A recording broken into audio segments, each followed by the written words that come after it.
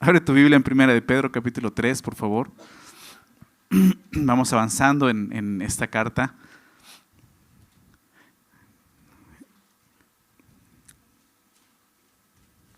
Tan confrontadora, ¿verdad? Hemos visto eso.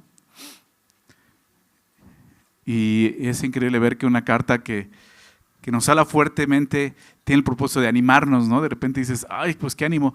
Pero bueno, en Cristo puedes entenderlo, ¿no? O sea, entiendes que a veces las exhortaciones, y es muy interesante porque siempre pensamos que una exhortación es como un regaño, pero en la palabra de Dios, la palabra exhortación habla de más bien de ánimo, es animar a alguien, ¿no? Eso es exhortar, animar a alguien, ¿no? A que haga lo que tiene que hacer y no lo está haciendo, ¿no? Y esa es la idea, ¿no? La palabra de Dios nos ayuda no solo a entender el propósito de Dios, ¿no? Y que podamos entenderlo, sino nos ayuda a hacerlo, ¿no? Nos anima a hacerlo, ¿no?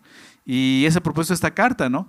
Desde el capítulo 2, podemos decirlo, desde el capítulo 2, verso 11, el apóstol Pedro, hasta el capítulo 3, verso 12, que vamos a llegar al día de hoy, en el verso 12, capítulo 3, 12, desde el capítulo 2, 11 al 3, 12, el apóstol Pedro nos ha estado enseñando cómo un cristiano debe de vivir en un mundo hostil.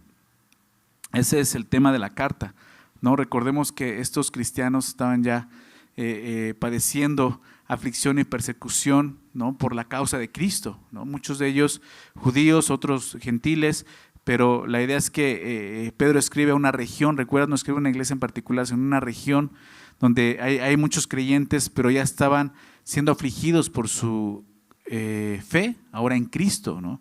Y esta persecución, recordemos, esta hostilidad no era ya de los judíos en contra de los cristianos como comenzó, ¿no? Esa persecución en la cual el apóstol Pablo, siendo Saulo de Tarso, participaba, ¿verdad? Perseguía a la iglesia. No estoy hablando de eso, estoy hablando de una persecución todavía más fuerte, no más severa, que fue la persecución de Roma hacia los cristianos, ¿verdad? Una persecución más sanguinaria y más fuerte, donde precisamente tanto el apóstol Pablo como el apóstol Pedro pues pierden la vida, ¿no? Por causa del evangelio, ¿no? Entonces, Pedro está animando a estos creyentes que ya estaban viviendo este tipo de aflicción, ¿no? Y te decía que toda esta porción de la carta tiene ese propósito, ¿no? Enseñarnos cómo vivir en un mundo hostil, ¿no? Y el día de hoy quizás no estemos viendo una persecución como tal, pero sí estamos en un mundo hostil, ¿verdad? Muy hostil, sobre todo hacia Dios y hacia su palabra, ¿no? Y lo podemos ver en cada mensaje, en cada pensamiento, ¿no? En cada, pues sí, ideología, ¿no? Que está en contra de la palabra de Dios y de la verdad de Dios. Pero tenemos que aprender a vivir como Dios nos pide que vivamos, porque para nosotros eso es la verdad. Para nosotros no hay duda, no hay negociación. Es la verdad, es la palabra de Dios. Y si hemos creído en Dios, creemos que es su palabra y todo lo que está aquí es verdad, ¿no? El mundo dice es mentira, es engaño, pero para nosotros al contrario, ¿no? Lo que el mundo nos dice y es contrario a la palabra es mentira y es engaño, el engaño de Satanás. Entonces, lo que hemos visto es cómo debemos de vivir lo vimos bajo el gobierno humano, ¿recuerdan? Hablando de la sujeción. Cómo debemos de vivir en nuestro ámbito laboral, en nuestro trabajo. Cómo debemos vivir bajo el orden de Dios en nuestro hogar. Vivimos en matrimonio, tanto la mujer como el hombre. Y ahora Pedro nos va a enseñar cómo debemos vivir en comunidad, en la iglesia. Va a empezar a hablar de nosotros como iglesia, cómo tenemos que comportarnos, cómo tenemos que ser entre nosotros mismos. Entonces, si estás por ahí, ya vamos a leerlo, verso 8 al versículo 12, y después de eso oramos e iniciamos, ¿ok? Dice así: finalmente, sed todos de un mismo sentir, compasivos, amándoos fraternalmente, misericordiosos, amigables, no devolviendo mal por mal, ni maldición por maldición, sino por el contrario, bendiciendo, sabiendo que fuisteis llamados para que heredaseis bendición. Porque el que quiere amar la vida y ver días buenos, refrene su lengua del mal, y sus labios no hablen engaño. Apártese del mal y haga el bien, busque la paz y sígala. Porque los ojos del Señor están sobre los justos y sus oídos atentos a sus oraciones, pero el rostro del Señor está contra aquellos que hacen el mal. Vamos a orar. Señor, gracias nuevamente, un día más de vida que nos das, de poder estar juntos, sobre todo para adorarte. Gracias, Señor. Queremos pedirte esta mañana juntos, Señor, que tú nos hables a través de tu palabra, que nos enseñes a caminar en este mundo hostil, Señor. de una forma que te agrade y te honre y te dé gloria a ti, Señor. Que todos los demás sepan, Señor, que somos diferentes, porque, Señor, tú nos has dado un nuevo nacimiento, porque hemos creído en ti, Señor. Permítenos escuchar tu voz, escuchar tu palabra, entender lo que tú nos quieres enseñar esta mañana. Y obviamente te pedimos, te rogamos que sea tu Espíritu Santo enseñándonos estas verdades, Señor, a cada uno de nosotros, Padre. Te lo pedimos en el nombre de Jesús. Amén. Bien, finalmente comienza el verso 8, ¿no? Y puede parecer como que, ya va a acabar la carta, ¿no? Pero no, Pedro no está terminando su carta, él está concluyendo lo que ha venido hablando, ¿no? Lo que te decía esta porción, ¿no? Del capítulo 2:11 al capítulo 3:12, ¿no? Y no solo en el matrimonio, sino en todos, como dice a continuación, va a explicar y nos lleva al contexto de la iglesia, ¿no? Cómo tenemos que ser nosotros dentro de la iglesia y como iglesia afuera, ¿no? Y lo primero que dice es esto: sed todos de un mismo sentir, ¿no? Literalmente, en el texto original dice esto: una misma mente, es lo que dice ahí. Ser todos de una misma mente. Si te has dado cuenta, ¿no? y has leído la palabra de Dios, te has dado cuenta ya, si llevas tiempo, por lo menos ya la leíste toda, o por lo menos el Nuevo Testamento, ¿no? Seguramente ya te diste cuenta que para Dios es importante que su pueblo esté unido. Es muy importante la unidad dentro de la iglesia. Ahora, eso no quiere decir que todos debemos de ser iguales, ¿verdad? O que todos debemos de estar de acuerdo en cada opinión. No es así. Eso es uniformidad. Y Dios no nos pide uniformidad. Lo que Dios nos pide es unidad, ¿ok? Son cosas diferentes. Cada uno de nosotros somos diferentes, con personalidades diferentes, caracteres diferentes, pensamientos diferentes, ¿verdad? Pero podemos encontrar una unidad. Y esa unidad está prácticamente en la fe, en lo que hemos creído. Efesios 4 nos habla de eso, ¿ok? De esa unidad, que mantengamos la unidad en el cuerpo, ¿ok? Y me recuerda mucho una frase de este padre de la iglesia, Agustín de Hipona. Decía, es una frase muy conocida, él decía: en lo esencial unidad, en lo dudoso libertad, en todo caridad. O sea, en todo tiene que gobernar el amor. Y ahí es donde encontramos precisamente la unidad, ¿ok? En amarnos unos a otros. No en que estemos de acuerdo completamente unos y otros, porque eso difícilmente va a suceder, ¿verdad? ¿Estás de acuerdo? O sea, si ya para que un esposo y una esposa se pongan de acuerdo a veces es difícil, ¿no? Imagínate, 40, 30, 20, ¿no? 100 personas, 200 personas, pues es un poco más difícil, ¿verdad? Entonces, se trata de eso, encontrar la unidad, pero el texto dice una misma mente, ¿no? Y quiero citar algunos versículos, ¿no? Te decía ahorita que si has leído la palabra, te has dado cuenta que la Biblia habla mucho de este tipo de unidad, ¿no? Dios quiere eso. Pero solamente te voy a citar algunos versículos, anótalos, no vayas para allá, vamos un poquito rápido, pero son varios versículos. Filipenses 2, vemos claramente esto. Filipenses 2, vemos que lo que Pedro nos está diciendo es que tengamos un mismo sentir en ese sentido. Y Filipenses 2, el apóstol Pablo lo dice de esta manera. Versículo 1 dice: por tanto, si hay alguna consolación en Cristo, si algún consuelo de amor, si alguna comunión del Espíritu, si algún afecto entrañable, si alguna misericordia, o sea, esas cosas, Pablo lo que está haciendo es dar por hecho, esto tiene que haber nosotros porque ahora estamos en Cristo, ¿ok? Este tipo de cosas son cosas que tú y yo hemos experimentado: el consuelo de Cristo, el consuelo en su amor, la comunión del Espíritu Santo, el afecto entrañable, la misericordia, claro. Dice entonces: completen mi gozo. Había un gozo en el corazón de Pablo, que es el mismo gozo en el corazón de Dios. Lo que vamos a ver ahorita, la unidad. Completad mi gozo, sintiendo, fíjate lo que dice ahí, lo mismo, ¿no? Teniendo el mismo amor, unánimes, sintiendo una misma cosa, ¿no? ¿Cuál es esa cosa de que está hablando, no? Fíjate lo que dice verso 3: nada hagáis por contienda o por vanagloria, ¿no? Ya nos empieza a mostrar para dónde va. Nada hagas con esas motivaciones, por contienda, por contender, ni por vanagloria, por querer sentirte más que otro. Nada hagas de esa manera.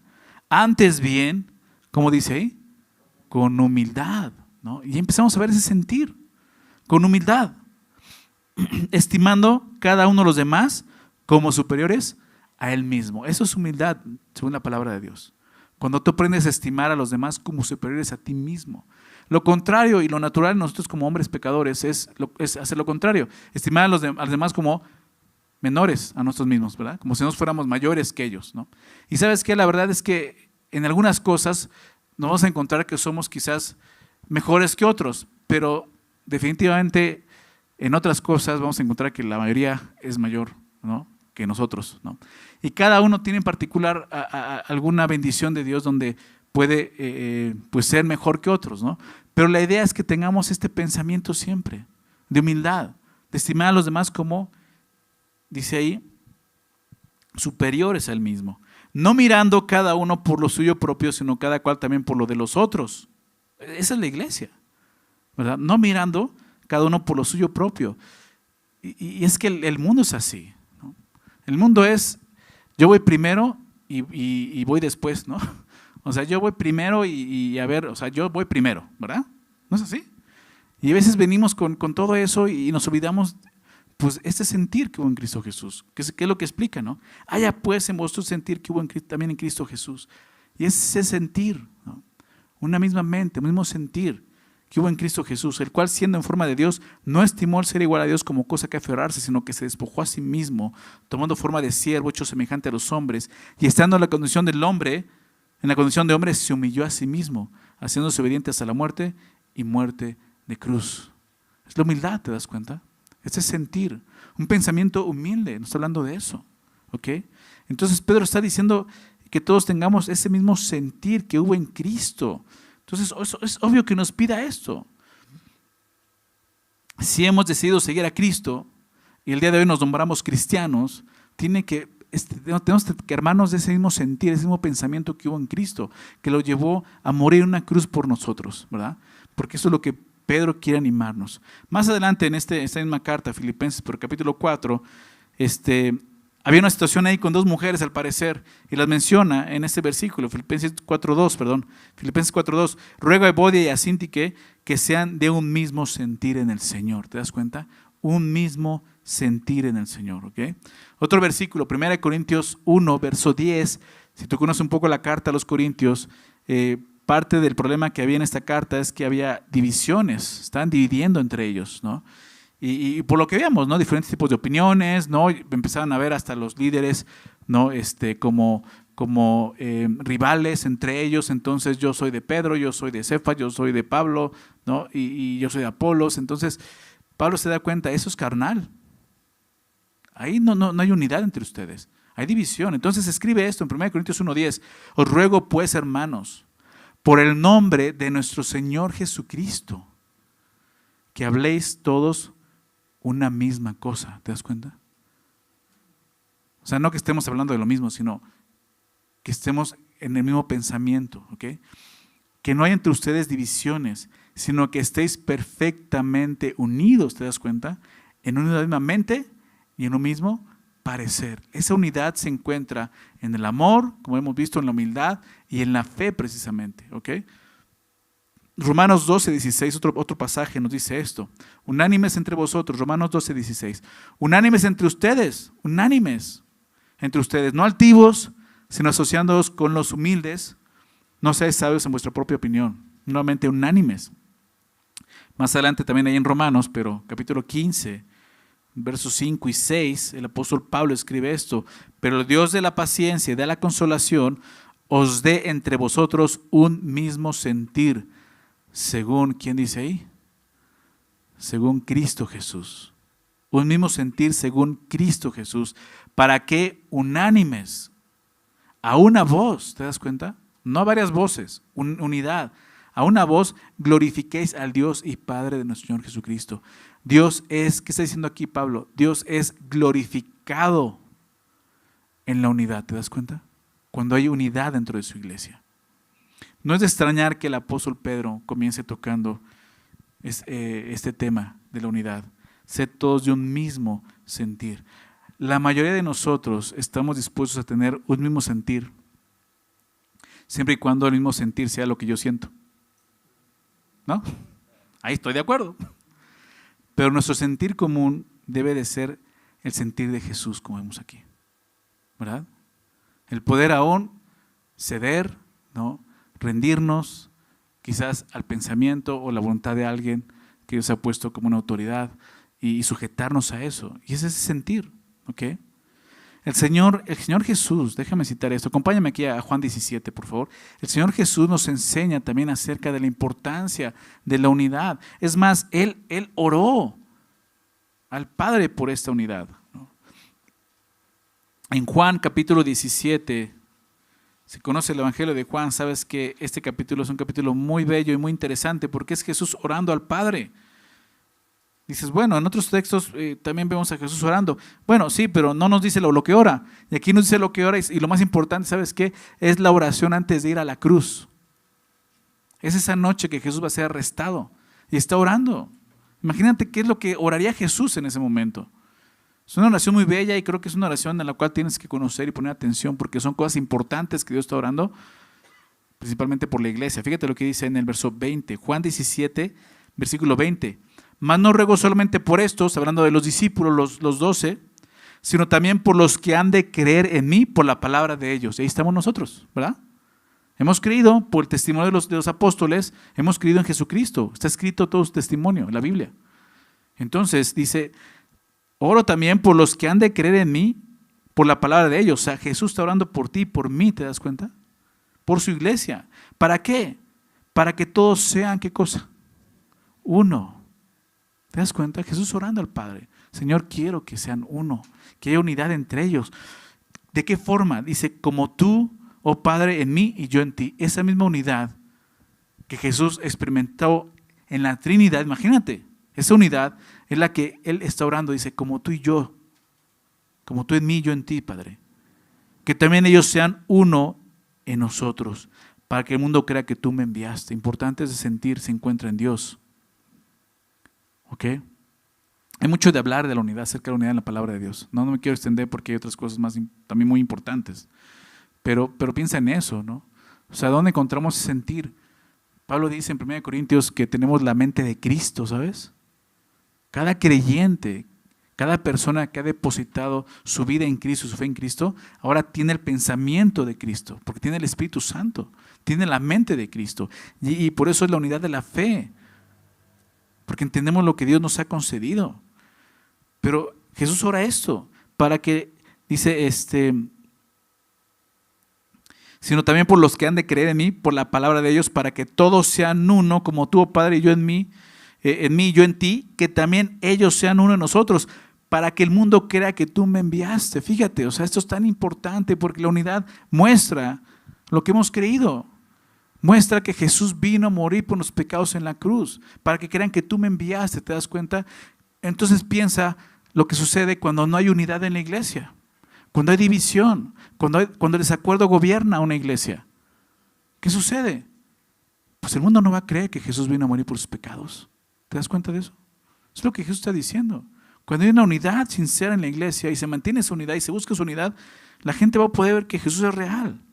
Dice, la gloria que me diste, verso 22, la gloria que me diste, yo les he dado. Fíjate qué grado, la gloria que tú me has dado, yo se las di. ¿Para qué? Para que sean uno. Así como nosotros somos uno, Padre, ¿no?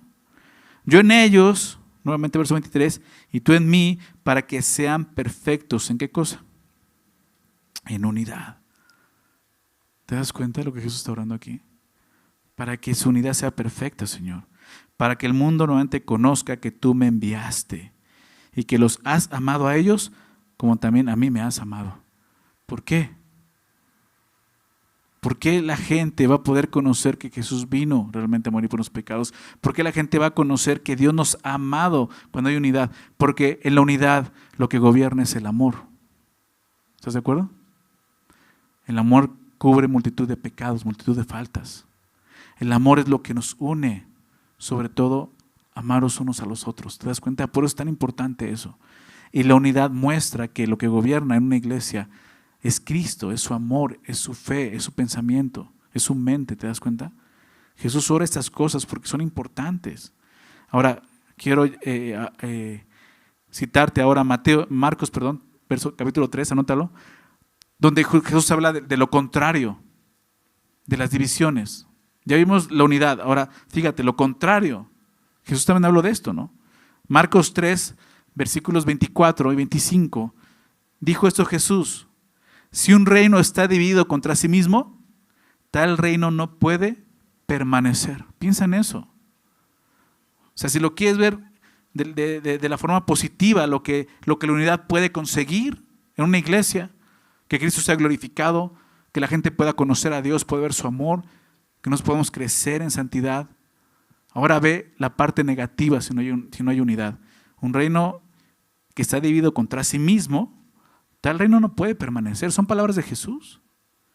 Y si una casa está dividida contra sí misma, tal casa no puede permanecer. Familia, Satanás sabe esto. ¿Sabes eso? El diablo sabe esto. O sea, el diablo el día de hoy, su arma no es venir en la noche con un trinche y una cola, ¿no? y hacerte bu. Es meterse entre la iglesia y meter cizaña, ¿no? El miércoles pasado hablamos del trigo y la cizaña, pero es empezar con eso. Controversias, discusiones, divisiones dentro de la iglesia. Él sabe que así se destruye una casa, la casa de Dios. ¿Ok? Y nosotros, Dios nos ha dado la victoria sobre eso, ¿sabes? Nos ha dado la victoria para poder amarnos a pesar de lo que podemos estar sufriendo, aún entre nosotros. Y tenemos que buscar, verlo así, es nuestra obligación y responsabilidad buscar y mantener la unidad en el cuerpo de Cristo, como cristianos, empezando por ahí. Nos debemos ser un ejemplo de esa unidad ante el mundo, para que el mundo crea que Jesús vino realmente y murió por los pecados, a grado que un grupo de personas pueden estar unidos, sin estar sufriendo divisiones. ¿Ok? Entonces todos nosotros tenemos que estar buscando eso, pero la única forma de poder llegar a eso es a través del amor, conociendo a Cristo, entendiendo sus propósitos, dejando que Él nos gobierne, siendo humildes como veíamos. ¿Se dan cuenta? Ese es el sentir, ¿no? que menciona aquí entonces el apóstol Pedro. Sed todos de un mismo sentir, una misma mente, un mismo pensamiento, la mente de Cristo. ¿Okay? Lo siguiente que dice es esto: compasivos. Aquí en el verso 8 de 1 Pedro 3, compasivos. En el griego, la raíz de esta palabra tiene el significado de sufrir juntamente, compartir el mismo sufrimiento. Romanos 8:17 no es para allá, pero es cuando Pablo habla de si somos herederos y coherederos juntamente con Cristo. Dice, para que juntamente con Él, si es que juntamente con Él padecemos, para que juntamente con Él seamos glorificados. Cuando dice juntamente padecemos, es la misma palabra que usa aquí, como compasivos. ¿Ok? Ser compasivo expresa la idea de simpatizar con el dolor ajeno, el dolor de otra persona. ¿Ok? Entonces, lo primero que Pedro dijo fue, piensa lo mismo. Y ahora dice, siente lo mismo. ¿Ok? Siente el sufrimiento, el dolor de los demás. No seas insensible al dolor de otros, a la aflicción de otro. En palabras del apóstol Pablo, 1 Corintios capítulo 12, versículo 26, lo dice de esta manera el apóstol Pablo, 1 Corintios 12, 26, de manera que si un miembro padece, todos los miembros se duelen con él. ¿Te das cuenta? Es tan triste que de repente eso no lo encontramos en la iglesia. Un miembro padece y de repente hay mucha indiferencia entre nosotros. No sentimos el dolor de esa persona, no tenemos compasión por esa persona. Aquí dice compadecerte el sufrimiento. Es lo que dice Pablo, todos los miembros se duelen con él. Y si un miembro recibe honra, todos los miembros con él se gozan. Participar tanto de la aflicción como del gozo de una persona. Porque también otra parte, un miembro recibe honra y inmediatamente llega la envidia, ¿no? Uy, yo lo podría hacer mejor, ¿eh? A mí porque no me han visto, pero de lo que están perdiendo. O sea, tenemos una actitud egoísta totalmente, ¿verdad? En lugar de gozarnos, decir, bueno que Dios está dando a esa persona, qué bueno que Dios le está dando cierta honra, ¿no? Y gozarte con él. ¿Sí se dan cuenta? Entonces aquí nos pide, el sentido compasivo, como te decía, es sufrir juntamente, ¿no? Es participar más en el sufrimiento, en la aflicción, poder ser misericordiosos, ¿no? Romanos 12:15 también es esa misma idea. El apóstol Pablo escribe, Romanos 12, versículo 15, gozaos con los que se gozan, llorad con los que lloran. Ser compasivos, ¿ok? Esto es algo que solo la gracia puede hacer, definitivamente, ¿ok? Simpatizar con el dolor ajeno y sentirlo como propio es solo lo que la gracia de Dios puede hacer en el corazón del hombre, ¿verdad? ¿Por qué? Porque así fue Jesús con nosotros. Así conocimos la gracia de Dios de esa misma manera. Esa misma palabra la usa el escritor de Hebreos. Déjame citarte Hebreos 4, versículo 15, cuando habla acerca de Jesús y su compasión para con nosotros. Hebreos 4:15 es cuando Hebreos está escribiendo acerca del gran sumo sacerdote que es Cristo para nosotros. Y dice, porque no tenemos un sumo sacerdote que no pueda compadecerse de nuestras debilidades, ¿recuerdas? Que no pueda compadecerse, sino uno que fue tentado en todo según nuestra semejanza, pero sin pecado. Jesús piensa en eso. Veamos ahorita en Filipenses. Se despojó de su trono. Se despojó de esa gloria en la que estaba. Desde el momento en que Jesús se para y se baja del trono, Jesús ya está despojando, está humillando. No tenía por qué dejar su trono. ¿Estás de acuerdo? En ese momento Él ya se está humillando. Y se despoja a sí mismo y viene hasta este mundo. Nace en un vientre de una mujer, pasando 9 meses dentro de una mujer. Imagínate eso, siendo Dios. Naciendo, experimentando todo ese, decían por ahí, no esa experiencia, sino ese trauma de nacer, ¿no? Muchos dicen que como estamos bebés no nos damos cuenta, pero si experimentamos algo así de adulto, nos volveríamos locos, ¿no? O sea, Jesús experimentando todo eso, creciendo 30 años, afligiendo, experimentando en este mundo el dolor del pecado, sin pecado, pero viendo el dolor, lo que causa el pecado, viendo a sus amigos en el pecado, sufriendo por el pecado, viendo la muerte, lo que el pecado ocasiona. Todo eso Jesús le dolió y lo vivió como Dios. Por eso dice Hebreos, o sea, no tenemos un sumo sacerdote que no pueda compadecerse. O sea, tenemos uno que puede compadecerse de cada situación que tú y yo vivimos, de cada aflicción, de cada dolor. ¿Sabes por qué? Sobre todo no solo porque Él vino y experimentó este mundo de esa manera, sino porque Él murió en la cruz por nosotros. ¿Sí sabías eso? Cristo murió en la cruz por ti y por mí. Y Él llevó todo nuestro pecado en esa cruz y toda la consecuencia del pecado en esa cruz. Lo más fuerte que Jesús experimentó y que nadie más ha experimentado, muchas personas han experimentado martirios, ¿verdad? Aún estos 2 apóstoles, Pedro y Pablo, experimentaron la muerte, crucificado, Pedro de cabeza, Pablo decapitado, sufrieron muertes severas. Aún ha habido personas que quizás han muerto más sanguinariamente, pero ninguno ha experimentado lo que Jesús experimentó en la cruz. ¿Por qué? Porque en la cruz Jesús llevó nuestro pecado. Dice la palabra que por su llaga fuimos sanados. Jesús llevó todo nuestro dolor, ¿te das cuenta? Todo el sufrimiento, no solo el pecado y la paga, sino todo lo que el pecado ocasionó, el dolor de ser humano. Jesús experimentó en este mundo, sí, experimentó traición, lo sabemos, experimentó la muerte, viendo a sus amigos morir. A Lázaro llora en la tumba de Lázaro, ¿recuerdas? Experimentó la traición, que lo negaran, etcétera, etcétera. Pero en la cruz Jesús experimentó el dolor del hombre, ¿te das cuenta? Y por eso Jesús sabe y conoce el dolor que tú has vivido y has experimentado y cada uno de nosotros ha experimentado. Por muy duro que pueda ser, Jesús sí lo conoce y lo sabe. Tú puedes ir con un doctor. El doctor puede decirte, ¿sabes qué? Pues te has diagnosticado, tienes una enfermedad y es difícil, tienes cáncer. Y puede diagnosticarte. Y él por fuera puede conocer los efectos, el dolor que puede causar, pero Él no puede decirte, yo lo viví, yo tuve cáncer. Quizás puede ser, ¿ok? A lo que voy es que Jesús dice, yo sé, o sea, yo estoy diciendo lo que es, porque yo lo viví, yo lo sentí. Eso que tú sentiste, yo lo sentí, lo llevé en la cruz. ¿Te das cuenta de eso? Entonces, Él puede compadecerse de esa manera de nosotros. Él sabe lo que está sufriendo. Él no es un Dios ajeno y lejano, aún ajeno del sufrimiento humano. Él lo conoce y lo sabe. Y por eso tiene misericordia. Y por eso nos invita al siguiente versículo, acerquémonos pues al trono de la gracia, ¿verdad? ¿Recuerdas, Hebreos?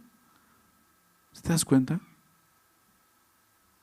Y es esa compasión de Cristo de la que nos habla aquí, ser compasivos. Quizás sí, no vas a llegar a experimentar el dolor, el mismo dolor que la otra persona está sintiendo exactamente, pero la idea es que tú mismo puedas de alguna forma abrir tu corazón y ser sensible a ese dolor y a la necesidad que la persona está sufriendo. Eso es unidad, ¿te das cuenta? Eso es unidad.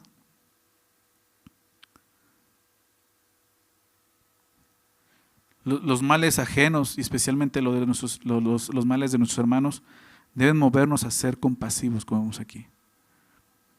Lo siguiente es esto: amándoos fraternalmente. Literalmente en el texto griego dice amor por los hermanos, ¿no? Esa palabra que ya hemos escuchado aún en esta carta, amándose fraternalmente. Alguien decía amor hermanable, ¿no?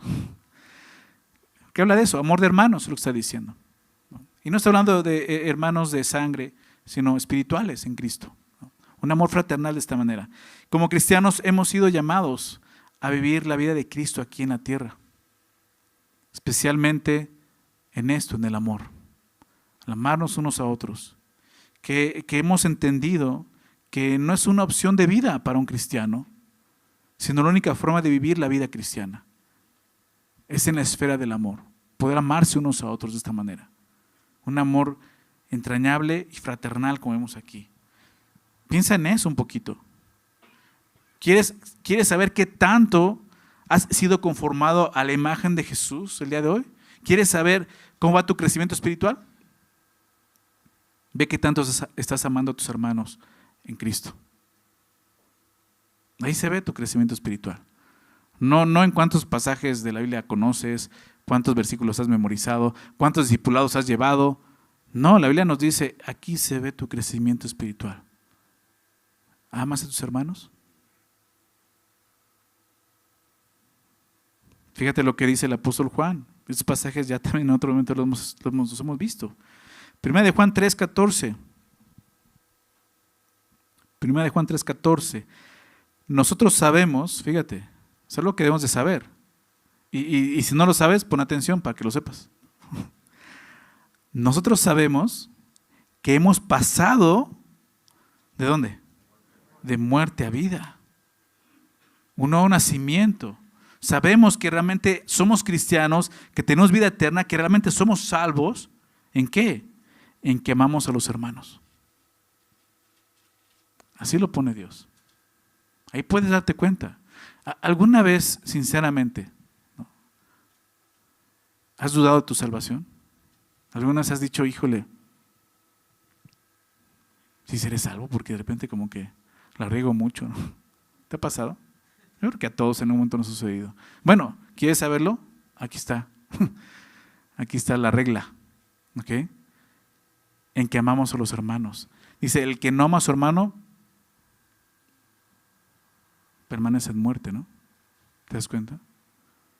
O sea, el amor fraternal. Si ese amor no está en ti, sinceramente, y no es que lo demuestres, tú mismo examínate. Si ese amor no está en ti, es foco rojo, ¿no? Es un foco rojo, algo está pasando en tu vida espiritual. Y quizás es que ni siquiera has nacido de nuevo. Necesitas considerarlo. Juan 13:35. Juan 13:35. En esto conocerán todos que sois mis discípulos. Las palabras de Jesús. En esto conocerán todos, creyentes, no creyentes. Todos van a conocer, todos van a saber que son mis discípulos, que son mis seguidores, que son mis aprendices, que me están siguiendo a mí. Si tuvieres amor los unos con los otros. El amor es la marca de un discípulo, ¿te das cuenta? De Cristo. Es la marca de ser un discípulo de Jesús. Este amor fraternal, que puedas amar a tus hermanos como Cristo te ha amado, obviamente. Los inconversos no pueden identificar la realidad de la vida cristiana a no ser por eso, por el amor entre nosotros. Ellos no van a poder ver lo que realmente es el cristianismo si no están viendo el amor entre la iglesia, entre nosotros mismos. Piensa nuevamente en eso. Divisiones, ¿qué es lo que gobierna? El egoísmo. La falta de amor, ahí no hay amor. Lo que Pedro nos está recordando aquí. Déjame citar a comentarista Pérez Millos aquí. Él dice esto en su comentario: la evidencia de una verdadera iglesia se hace visible al mundo, no tanto por lo que enseña, sino por lo que ama. ¿Se dan cuenta? Pues es la evidencia para este mundo de una iglesia verdadera, una iglesia bíblica. Muchas veces nos jactamos de ser una iglesia bíblica, verso a verso, no solo bíblica, es verso a verso, ¿verdad? Todo el consejo de Dios, pero eso no nos va a identificar como una iglesia de Cristo realmente. Lo que nos va a identificar como una iglesia cristiana es el amor. Y a mí me llama mucho la atención cómo muchas iglesias no tienen necesariamente una sana doctrina como tal, pero sí ves el amor entre ellos y siendo gobernados por el amor. Y Cristo dice, eso es mi iglesia. Claro que es importante la doctrina, claro que es importante el conocimiento, pero no dejemos que el conocimiento mate el amor. ¿Ok? El conocer no te hace más bíblico, más santo, más espiritual. Es el amar, es entender esa doctrina, esa enseñanza y llevarla a la práctica en tu vida. Y algo que hemos estado viendo aquí es esa unidad, es ser compasivos y es el amarnos unos a otros. Lo siguiente dice en el verso 8, misericordiosos. En el griego esta palabra no es la que comúnmente se traduce como misericordia o misericordioso. Esta palabra realmente se usa solo 2 veces en el Nuevo Testamento. Y esta palabra literalmente significa buenas entrañas. Misericordiosos, buenas entrañas o buenos intestinos. Y dices, mejor déjalo en entrañas, ¿no? ¿Por qué habla de esto? Porque en ese tiempo se creía que en las entrañas, en los intestinos, residían las emociones más profundas del hombre. Lo que hoy vemos como el corazón. Tú y yo pensamos en el corazón y pensamos que en eso, o sea, las emociones profundas están en el corazón. En ese tiempo no, se pensaba que eran en las entrañas, aquí en el estómago, porque se enamoraban y sentían mariposas, ¿no? Yo creo que por eso, ¿no? Bueno, a veces nos pasa eso, ¿no? A veces inmediatamente cuando sufrimos alguna emoción fuerte, luego el estómago lo sientes, ¿verdad? Entonces, de alguna manera ellos lo ven así, como esas son las entrañas. Entonces, por eso dice de buenas entrañas, ¿no? En este caso, para nosotros sería de buen corazón. ¿Ok? De buen corazón. Con un corazón bueno. Que lo que hay profundo en nuestro corazón sea bueno. Hemos hablado de eso anteriormente. Jesús habló mucho acerca del corazón y enseñó eso, ¿verdad? Hablando de el hombre bueno, del buen tesoro de su corazón saca lo bueno. El hombre malo, del mal tesoro de su corazón saca cosas malas. O sea, por sus frutos los conoceréis. No puedes sacar de un corazón bueno cosas malas y no puedes sacar de un corazón malo cosas buenas. ¿Ok? Sinceramente. Entonces dice, vean su corazón. Su corazón tiene que ser bueno. ¿Ok? En su forma de pensar, en sus intenciones. Más que en sus acciones, ya desde ahí, tus motivaciones, ¿qué te está moviendo? ¿Ok? ¿Qué emoción te mueve el día de hoy? ¿La envidia? ¿El celo? ¿O realmente ese amor desinteresado? Misericordioso habla de eso. Y por último, amigables. Esta palabra, ¿no?, se traduce como amigables porque tiene el sentido, la mayoría de esas palabras son, en griego son 2 palabras, son una palabra compuesta por 2 palabras. Y esta palabra amigable es la palabra philos, como se ve en amor fraternal, philos, que es ese amor como de estimar a alguien, de querer a alguien, que se enfoca más en los amigos, por eso se traduce como amigable.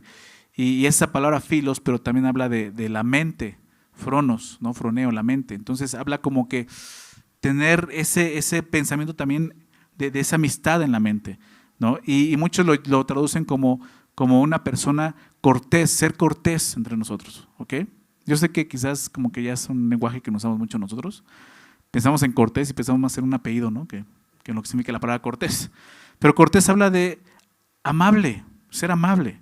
Significa significa ser, hacer y actuar con amabilidad, ser amable con otros, ¿ok? No importa lo que estemos viviendo. Buscar ser amable con todas las personas, principalmente entre nosotros, ¿ok? Y esa palabra, fíjate, esa palabra amable, digo, nunca la he estudiado etimológicamente o algo así, ¿no? Pero como que lo vine a entender más cuando llegué a Cristo, porque amable, entendí eso, amable viene de amor, ¿no? Amable, o sea, y pienso en eso, una persona que puedes amar, ¿no? Amable es una persona que, esa persona es fácil de amar, puedo amarlo fácilmente, ¿verdad? Por su carácter, por cómo es, ¿no? Y eso habla aquí, amigables, ¿no? Busquemos ser eso. Vamos al versículo 9. No devolviendo mal por mal, ni maldición por maldición, sino por el contrario, bendiciendo, sabiendo que fuisteis llamados para que heredaseis bendición. No devolviendo mal por mal. Ese es un mensaje que hemos escuchado otras veces, ¿verdad? No devolver mal por mal, ni maldición por maldición. En el ser humano, nuestra reacción natural al mal, ¿cuál es? Pues el mal, la venganza, ¿verdad? Eso es natural en nosotros. ¿Me haces mal? Voy a buscar cómo vengarme. Eso es natural en nosotros. Piensa en eso. O sea, todos los conflictos en el mundo se tratan de eso. Un grupo le hace mal a otro y ese grupo se dedica el resto de su existencia en compensar ese mal. Y así están las guerras el día de hoy. Solo el amor de Dios puede romper ese terrible ciclo de maldad. Acompáñame a Romanos 12. Romanos 12. El apóstol Pablo habla de esto. En su momento hemos hablado de esos pasajes también. Y creo que lo podemos ver muy claramente en cómo lo expresa el apóstol Pablo. Aquí en Romanos 12, versículo 14, dice: bendecid a los que os persiguen. Bendigan a los que os persiguen, bendecid y no maldigáis. Ahí está. Gozad con los que se gozan, llorad con los que lloran. Compasivos, ¿recuerdas? Unánimes entre ustedes, la unidad. No altivos, sino asociándolos con los humildes, lo que veíamos. La unidad se encuentra en la humildad. No seáis sabios en vuestra propia opinión. No tenga más alto concepto de sí que el que deba tener. Si es posible, nos dice, a ese grado, en cuanto dependa de ustedes, están en paz con todos los hombres. Ahorita vamos a ver cómo Pedro va a hablar de esto. Si depende de ustedes, busquen la paz con todos los hombres. No os venguéis vosotros mismos, amados míos. No busquen venganza. O sea, la Biblia da por hecho que lo que te decía, esa es nuestra naturaleza. Ante la ofensa de alguien más, nuestra naturaleza es: me voy a vengar. Dice: no busques venganza. Dice: amado mío, o sea, recuerda, Dios te ama. ¿Ok? Si no, deja lugar a la ira de Dios. Porque escrito está: mía es la venganza. Dice: yo pagaré, dice el Señor. O sea, eso le corresponde a Dios. Y esto lo vamos a ver en Pedro también. Eso no nos corresponde a nosotros. Es que es injusto. Sí, pero tú no eres el juez. Cada vez que tú quieres vengarte, quieres tomar justicia por tu propia mano, estás usurpando el lugar de Dios. ¿Te das cuenta? No puedes hacer eso. Solo Dios es justo realmente. Cada persona, cada ser humano que quiere tomar justicia por su propia mano, ¿sabes qué va a pasar? Eso, se va a pasar de justicia y va a acabar en venganza. La retribución es del Señor, lo que dice el texto. Mía es la venganza, yo pagaré. Así que si tu enemigo tuviere hambre, fíjate qué grado lo muestra, tu enemigo, pues cuánto más con tus amigos. Pues si tu enemigo tuviere hambre, dale de comer. Si tuviere sed, dale de beber veneno, ¿no es cierto? Dale de beber. Pues haciendo esto, ascuas de fuego amontonarás sobre su cabeza. Verso 21, importante. No seas vencido ¿de qué? Sino vence con el bien. Y ese es el punto. Hay pérdida cuando tú quieres devolver mal por mal. Hay pérdida en tu vida. No creas que, bueno, ya vengué, ya lo hice yo, Señor, tienes un favor, no te preocupes, ya lo arreglé yo. No, hay un problema muy grave en tu corazón. Acabas de ser vencido por el mal. ¿Te das cuenta? El mal en tu corazón acaba de ganar. Tú dijiste: ya gané, ya me vengué. No, acabas de perder como hijo de Dios. Mucho. ¿Te das cuenta de eso? Has hecho el mal delante del Señor, no el bien. Ese es el problema. No seas vencido de lo malo. Como te decía, esa es la naturaleza humana. Me haces mal, yo hago el mal. No, Dios dice, hey, o sea, vine a detener eso. Ese mal lo vine a detener. Por eso decía, este ciclo tiene que romperse, pero es a través del amor bíblico. El fuego no se apaga con fuego. ¿Ok? Y tenemos que ser sabios en eso. No devolver mal por mal, refrenar esa parte de nuestro corazón. Confiar en Dios. Una persona que quiere hacer su propia justicia es una persona que no está confiando en Dios, que no ve a Dios como el juez justo que es. No descansa en Dios. Piensa en esto dentro de la iglesia de Cristo. ¿Cuánto más? Como iglesia tenemos que entender esto. Porque va a suceder, sí. ¿Sucede? Sí sucede. ¿Alguien puede hacerte mal dentro de la iglesia? Sí. Claro. Somos pecadores, fallamos. Algunas veces, quizás la mayoría de las veces, es sin darse cuenta. Sin querer queriendo. Como decía el chavo. O sea, sinceramente, a veces venimos así, hay cosas que no nos damos cuenta. Otras veces puede ser a propósito, con todo el sentido. Pero Jesús dijo, bueno, soy tu enemigo, ¿verdad? Dale de beber, si tuviera hambre, dale de comer. Entonces eso va a suceder en la iglesia. ¿Cómo vamos a responder a eso? ¿Devolviendo mal por mal? No. ¿Verdad? Decía otro pastor, David Gusick, él escribe en su comentario esto, me gustó mucho, quiero compartírselos. Ninguna disputa, argumento o conflicto personal debe de quedarse entre los creyentes. Aun si un cristiano se pasa de la raya, la respuesta amorosa de los dos cristianos debe hacer que el problema sea pequeño y corto. ¿Cómo? No devolviendo mal por mal. Pablo dice, sufre el agravio. Sufre el agravio. Jesús lo sufrió por ti, ¿verdad? Sufre el agravio, muestra a Cristo. Refleja el carácter cristiano, es una oportunidad para mostrar a Cristo. Luego dice, ni maldición por maldición. No. En griego la palabra maldición significa insultar, difamar o calumniar. Dice, no pagues mal por mal. Ok, no me vengué, pero ¿cómo te pusiste a hablar a sus espaldas, verdad? Ya le dijiste a toda la congregación lo que te hizo y aguas porque es más maldito que eso, ¿no? O sea, por eso dice, ni maldición por maldición. Somos bien dados a eso. Ok, no voy a hacer nada, pero voy a hablar. O sea, cierra tu boca. Ok, ahorita vamos a ver en el Salmo. Okay. Entonces, no solo es no devolver el daño, sino también no hablar mal del otro. Quiere decir maldición por maldición.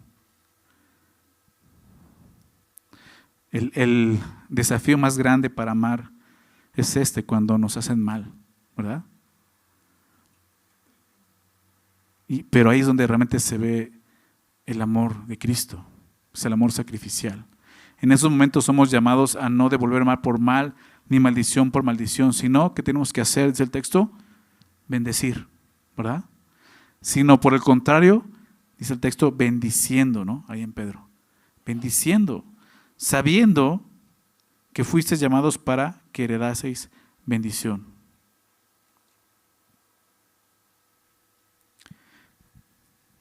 Pedro enfatiza este contraste entre nuestra tendencia natural como seres humanos de vengarnos cuando somos ofendidos. Lo contrasta con la forma en que debemos de actuar como creyentes. ¿Cómo? Haciendo el bien a aquellos que nos hacen el mal. ¿Sí lo ven? Es lo que tenemos que hacer. El texto en el griego lo dice de esta manera, sino por el contrario, estar continuamente bendiciendo. O sea, como creyentes nos tenemos que ser, digámoslo así, como una máquina de bendición. Buscar eso, bendecir a otros, ser de bendición para otros. Eso es lo que Dios nos está pidiendo aquí. Ahora, déjame hacer esta pregunta. ¿En qué se diferencia el cristianismo de todos los demás sistemas religiosos, incluyendo aún el judaísmo? Acompáñame a Mateo, vamos a ver esa respuesta de Jesús, en palabras de Jesús.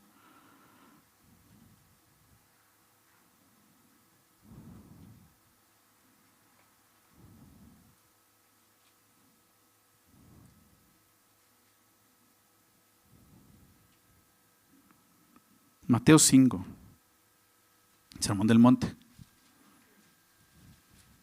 ¿En qué se diferencia el cristianismo de todos los demás sistemas religiosos, incluyendo el judaísmo? Si alguna vez has pensado que es lo mismo, o que el cristianismo es como una rama del judaísmo, no. Hay una diferencia muy grande. Mateo 5:43, desde ahí voy a leer. Dice Jesús: ¿oíste que fue dicho, amarás a tu prójimo y aborrecerás a tu enemigo? ¿Dónde fue dicho eso? En la ley.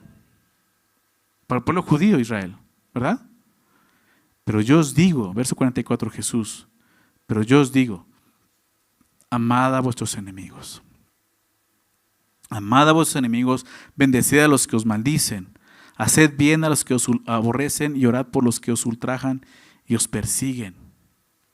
Esa es la diferencia, ¿te das cuenta? Los judíos tenían leyes, fíjate bien esto, leyes para evitar y tratar de limitar la venganza. Nosotros los cristianos tenemos una sola ley, el amor. Y de esa manera ser de bendición para otros. Jesús dice, o sea, esto que tanto citó Pedro no quiere decir que Pedro le copió a Pablo. Eso lo aprendieron de Jesús, ¿te das cuenta? Es la doctrina de Cristo, aquí lo estamos viendo, Jesús hablando de esto. Ora por los que os ultrajan y os persiguen. Haz bien a los que os aborrecen. Bendice a los que os maldicen. ¿Para qué? Para que seáis hijos de vuestro Padre que está en los cielos. O sea, no quiere decir que cuando tú te comportas así, entonces eres salvo. No. Tú te comportas así porque ya eres salvo. ¿Me explico? Porque ya creíste en Jesús. Porque Dios ya ha derramado ese amor sacrificial en tu corazón por medio del Espíritu Santo que te fue dado. Romanos 5:5. Ya tienes la capacidad de poder amar de esa manera. Sin Cristo no vas a tener la capacidad de poder bendecir a aquel que te está maldiciendo, ¿verdad? Solo a través de Cristo puedes hacer esto. Por eso Jesús dice, para que seáis hijos de vuestro Padre, para que muestres que realmente has nacido de nuevo y tienes un Padre en los cielos que es Cristo, ahora pertenece al reino de los cielos. Ese Padre que hace salir su sol sobre malos y buenos.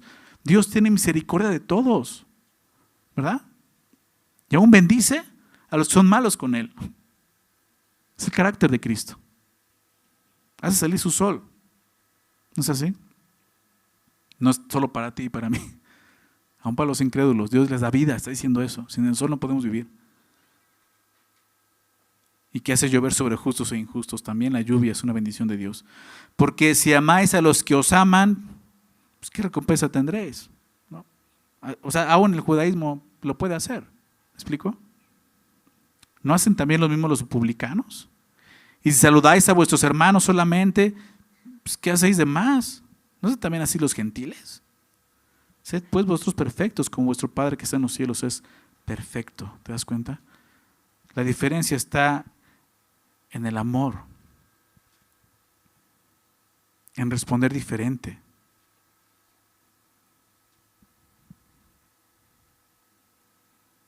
Debemos recordar que toda esta carta está escrita contra un trasfondo de persecución y sufrimiento, como vimos al principio. Una y otra vez en ella se nos anima a padecer por causa de la justicia sin desquitarnos, ¿verdad? Y esa es la manera. Ahora bien, a continuación Pedro nos da algunas razones del por qué responder diferente, por qué hacerlo. Ahí al final del verso 9 dice esto: sabiendo que fuisteis llamados para que heredaseis bendición. La idea aquí de Pedro es esta: si Dios te llamó para heredar bendición, ¿te parece mucho bendecir al que te maldice? ¿Recuerdas esta, no sé para allá, pero esa historia de los dos deudores? Uno de ellos, el Señor le debía mucho dinero y fue y le rogó y le pidió y clamó: te voy a pagar todo lo que me debes. Y él, movido a compasión, le perdonó la deuda. Pero ese deudor, saliendo de ahí, se encontró a otro consiervo que también le debía mucho menos de lo que le fue perdonado. y le cobró. Y me vas a pagar, ¿verdad? ¿Sí recuerdas? Al grado que los conciervos lo vieron y fueron y le dijeron al Señor, ¿verdad? Y nos muestra eso. Si hemos sido bendecidos tan grandemente, aún en esa parte siendo malos, es mucho pedir que podamos bendecir a los que nos maldicen. Es el sentido de lo que dice aquí. Sabiendo que fuisteis llamados para que heredaseis bendición. Aún como hijos de Dios. Piensa en eso. Aún como hijos de Dios, el día de hoy. Cada vez que pecamos, que realmente lo hacemos, cada vez que pecamos, respondemos a la bondad de Dios con maldad. ¿Verdad? Un incrédulo ni siquiera considera que Dios es bueno con él. Un incrédulo ni siquiera considera que el sol sale y es parte de la bondad de Dios, respondiendo a su maldad. Que la lluvia llega y es parte de la bondad de Dios, respondiendo a su maldad. Pero tú y yo lo sabemos. ¿No es así? Seguimos maldiciendo a Dios con nuestras malas acciones y Él sigue siendo bueno con nosotros. Sin embargo, Dios nos llamó para heredar bendición. Y sabes, Él no anula su herencia cada vez que pecamos. Dios te ha llamado para heredar bendición. Es una razón como para que puedas responder de esta manera, sabiendo, Dios me ha bendecido. Y lo que sigue adelante, mi herencia, ya hablamos de esa herencia incorruptible, ¿recuerdas? En el capítulo 1. Estoy hablando de una herencia de bendición. Si Dios nos ha llamado a heredar bendiciones inmerecidas, en lugar de un juicio merecido, deberíamos manifestar esas bendiciones al poder conceder el perdón gratuito a aquellos que nos hacen el mal, ¿no es así? Es lo que Pedro está diciendo, es lo que Dios nos está enseñando hoy. Algo muy interesante. Pedro, si te das cuenta, está hablando de en el futuro, ¿no? Fuimos llamados para heredaseis bendiciones. No se refiere a las bendiciones que Dios nos da en este mundo. Y claro que nos da bendiciones, ya lo vimos, como el sol, como la lluvia, ¿no? Que también es un motivo para que nos podamos responder con bien al mal. Pedro se refiere a la bendición futura, por eso se refiere a una herencia. La herencia a la que se refiere es, digámoslo así, es la vida eterna, estar con Él. Sabemos que la vida eterna ya la experimentamos aquí en la tierra, ¿verdad? A través de la fe en Cristo. Pero está hablando de ya estar con Él, esa herencia incorruptible, inmarcesible, reservada en los cielos, ¿recuerdas? Allá, esa bendición de estar con Él en su presencia por toda la eternidad, esa vida a su lado, de días largos, buenos días, ¿no? O días buenos más bien, porque parece saludo, buenos días, ¿no? Días buenos realmente, está refiriéndose a eso. Entonces piensa en eso, si Dios te ha escogido para heredar esa bendición, ¿no crees que puedas tú bendecir aún el día de hoy en esa tierra que te paga mal? Si Dios aún te ha pagado mal, ha pagado bien con mal, ¿te ha pagado bien en tu maldad? Pedro conecta esta idea con parte del Salmo 34, que es lo que sigue a continuación en el versículo 10 de aquí de 1 Pedro 3. Porque el que quiera amar la vida y ver días buenos, refrene su lengua del mal y sus labios no hablen engaño. Apártese del mal y haga el bien, busque la paz y sígala. Porque los ojos del Señor están sobre los justos y sus oídos atentos a sus oraciones. Pero el rostro del Señor está contra aquellos que hacen el mal. Y no sé si Pedro estuvo haciendo su devocional en el Salmo 34 esa mañana, pero lo tiene muy claro, ¿no? Y realmente todo esto lo está enseñando de este salmo, lo que dice David, es un salmo del rey David. Déjame leerlo, es Salmo 34, verso 12 al 16.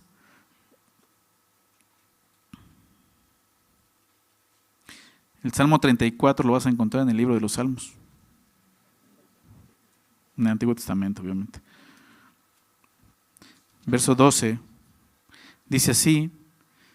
Te digo, este es un salmo de David, ¿no? Comienza ahí diciendo en qué momento lo escribió, cuando mudó su semblante delante de Abimelech y él lo echó y se fue. Sería bueno que en su momento pudieras escuchar la historia de David en ese momento con Abimelech. Pero ve lo que escribe en el verso 12. ¿Quién es el hombre que desea vida? ¿Quién es el hombre que desea vida? Que desea muchos días para ver el bien. Dice, guarda tu lengua del mal y tus labios de hablar engaño. Apártate del mal y haz el bien, busca la paz y síguela. Los ojos de Jehová están sobre los justos y atentos sus oídos al clamor de ellos. La ira de Jehová contra los que hacen mal. ¿Ok? Esa es la parte que cita Pedro reforzando lo que acaba de decir. Ese es Salmo 34. ¿No? Y viendo el contexto, comienza diciendo el verso 10, regresando a Pedro, el que quiera amar la vida y ver días buenos. ¿Okay? Entonces, viéndolo así, Pedro está conectando esta porción del Salmo con la bendición que acabamos de ver, la herencia, la vida eterna, los días buenos. ¿Okay? ¿Por qué digo esto? Porque algunos opinan que esta vida a la que se refiere, amar la vida, ver días buenos, se refiere a esta vida en la tierra. Tener una buena vida aquí en la tierra. Y de alguna manera, pues todos queremos una buena vida aquí en la tierra, ¿verdad? Quisiéramos días buenos. Pero ya en el contexto que vemos de la carta y todo lo que está pasando, pues contradice lo que la carta y la Biblia enseña en general. En este mundo viviremos aflicción, ¿verdad? Entonces creo que cuando Pedro cita el Salmo, el que quiera amar la vida y ver días buenos, realmente está hablando de esa herencia de bendición que hemos recibido como vida eterna. Esos días buenos van a estar allá, ¿no es así?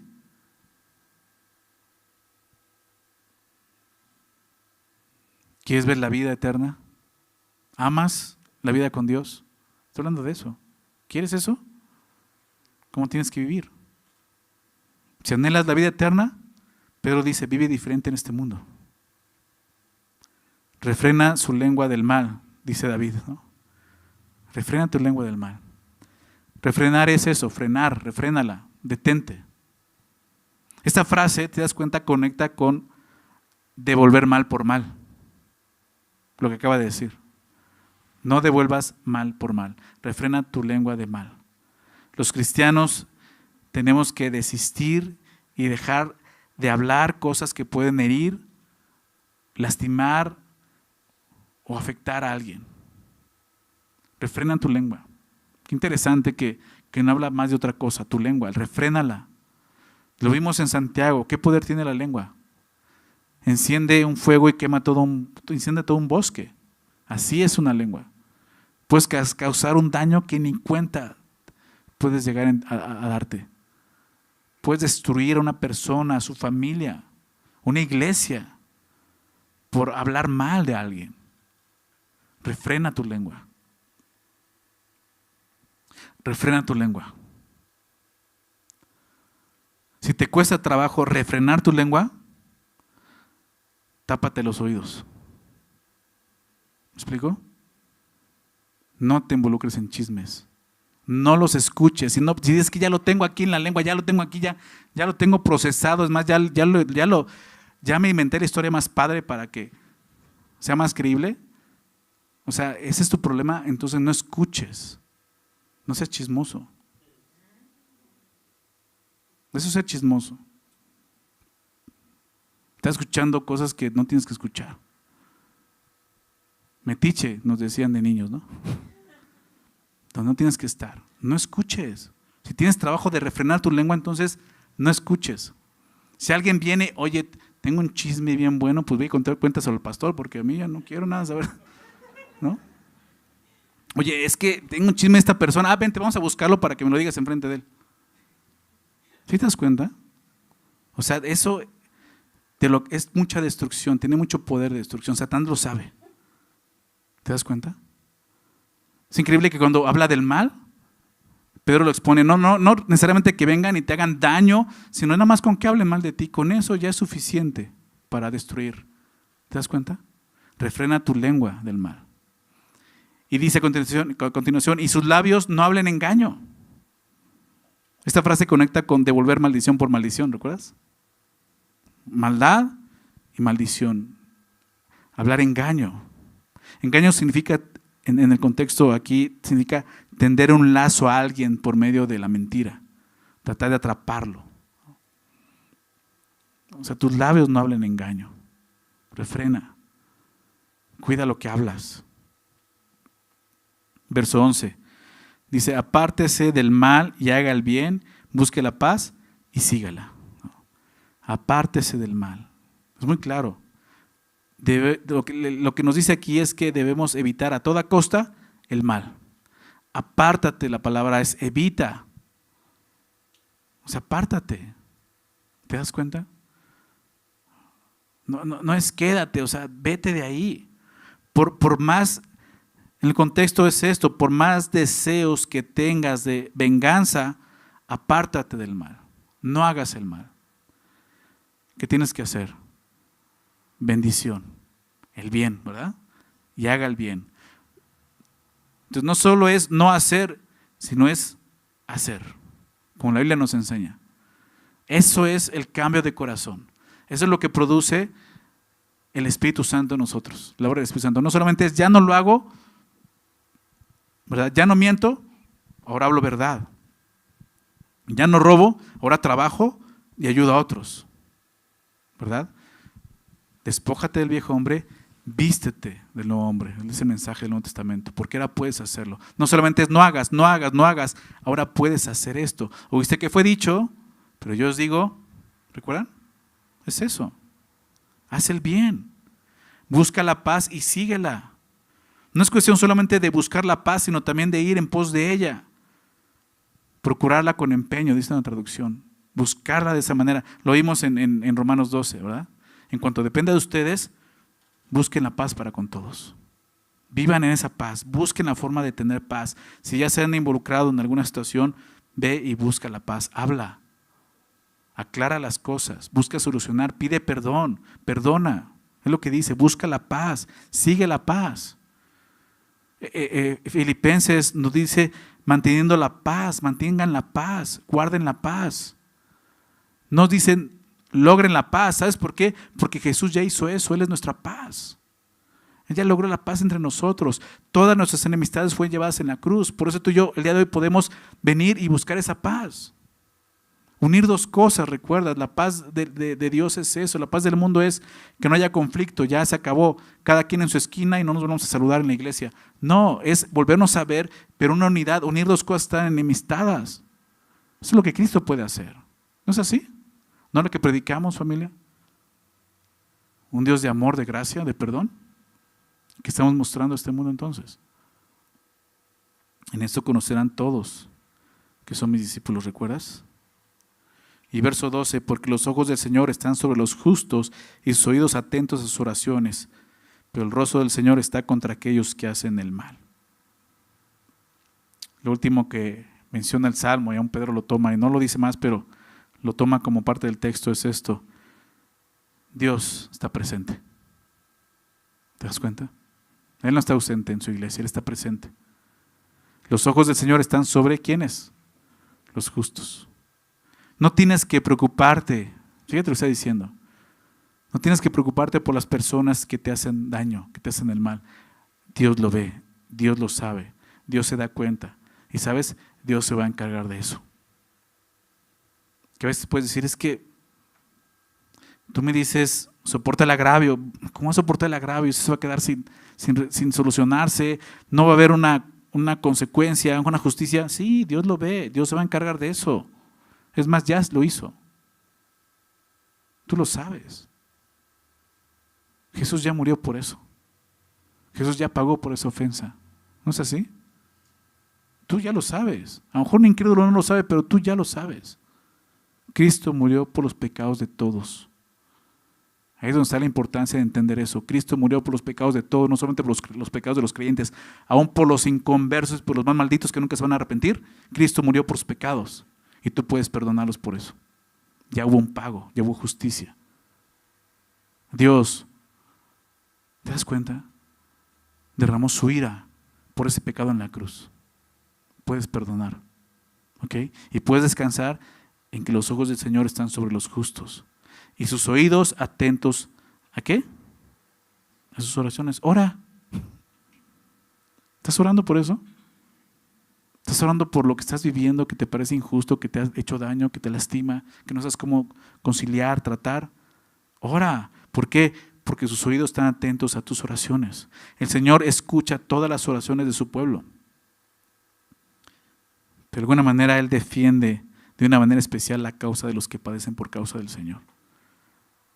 De aquellos que están padeciendo sin devolver mal por mal.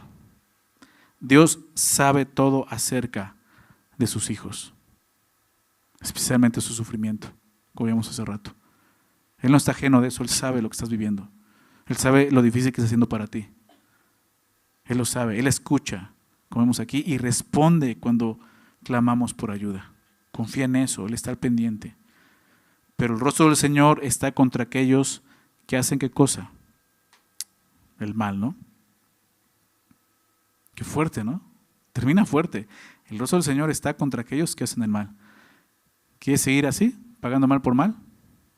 Porque no solamente habla de los incrédulos, aún de los creyentes desobedientes que quieren hacer justicia por su propia mano. Dice, el rostro de Dios está contra aquellos que hacen el mal. Dios no permanece indiferente a los hechos perversos de los hombres. Su rostro se enfrenta a ellos, es lo que dice aquí el texto. Así como Dios está presente con los justos, defendiéndole, escuchando sus oraciones, sus peticiones, sus clamores, así también está haciendo frente, cara a cara, con aquellos que buscan hacer el mal. Dios sabemos que es bondadoso, ¿verdad? Por su carácter revelado en la Biblia, sabemos que en Él no existe ni una pizca de mal. Él es todo bondad. Es lógico que Él se oponga a la maldad de esta manera. Es lógico que Él no la acepte y no la va a aceptar, aún la maldad de sus hijos. Así que esa es la razón por la cual también Pedro nos da, ok, no pagues mal por mal, porque también Dios está viendo a ti. ¿Ok? Al final, sabemos que el bien vencerá al mal, ¿no es así? Al final va a ser así, es lo que queremos, ¿no? El bien va a triunfar. Y si en verdad amamos a Dios, debemos estar mostrando esa verdad en nuestras vidas. O sea, al final Dios va a vencer, el bien va a vencer. Yo no tengo por qué buscar vencer. Cristo venció en la cruz. Cristo ya pagó por eso. No quiere decir que no te esté doliendo, ¿ok? No quiere decir que entonces sufrimiento es como si no pasara nada. Claro que te afecta, claro que te duele, pero tienes que aprender a llevar eso a Cristo. Verlo como Dios lo ve y confiar en Él. Y eso es fe. Y haciendo eso, aún en ese momento tan difícil que es amar a alguien que te está ofendiendo, que te está insultando, vas a poder reflejar el carácter de Cristo. Vas a poder reflejar ese mismo sentir que veíamos, la misericordia, la compasión, el amarnos unos a otros, el ser amable con otros. Así es como la iglesia tiene que verse en este mundo hostil. Así es como tenemos que ser nosotros como cuerpo de Cristo. La siguiente semana va a ser lo mismo que Pedro ha estado haciendo, ¿no? Hablándonos, exhortándonos, pero poniéndonos el ejemplo de Jesús. Y es lo que vamos a ver la siguiente semana. Pero el día de hoy quisiera terminar haciendo una oración pidiendo que el Señor nos ayude a vivir de esta manera. ¿Les parece? Señor, damos gracias por tu palabra. Simplemente, Señor, queremos agradecerte, Señor, porque tu palabra es viva, es eficaz y a mí lo dice, así lo hemos aprendido, lo hemos visto, es más cortante que toda espada de dos filos y tiene esa cualidad, esa capacidad de entrar hasta lo más profundo de nuestro ser, nuestro corazón y poder discernir las intenciones, pensamientos, motivaciones que hay en el corazón. Gracias, Señor. Gracias, Padre, por hablar en nuestras vidas, Señor. Tú sabes lo que estamos viviendo y tu palabra nuevamente es como esa agua viva, Señor, que nos refresca. Ese bálsamo, Señor, a nuestro corazón. Gracias, Señor. El día de hoy nos das la confianza y nos recuerdas que el día de hoy, a pesar de lo que estamos viendo, podemos, Señor, vivir vidas, Señor, que te honren, que te glorifiquen, que respondan, Señor, con bien al mal, Señor, que podemos estar experimentando el día de hoy, Señor. No importa cuánto mal pueda hacer. Esta carta fue escrita a hermanos en la fe que estaban padeciendo persecución por su fe, siendo arrestados, golpeados, encarcelados, aún asesinados por su fe. Y tú le estás pidiendo no pagues mal por mal. Muéstrales a Cristo. Ayúdanos, Señor, a hacer lo mismo, a tener ese mismo sentir, esa misma unidad de pensamiento, Señor. Tú moriste por nosotros, Señor. Ahora podemos morir por ti, Señor. Por favor, Señor, pon ese sentido en nosotros y gracias por tu palabra, Señor. Padre, te amamos y te bendecimos en el nombre de Jesús. Amén.